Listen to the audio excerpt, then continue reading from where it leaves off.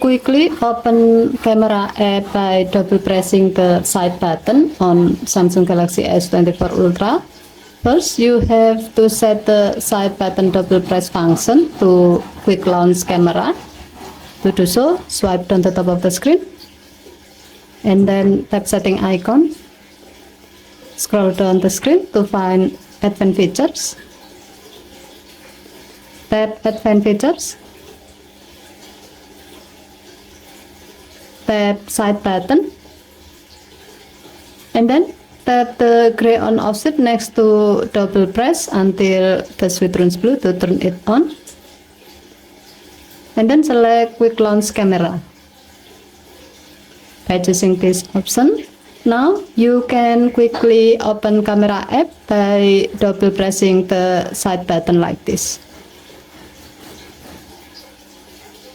Okay, thank you for watching. Please hit to like and subscribe. Have a nice day.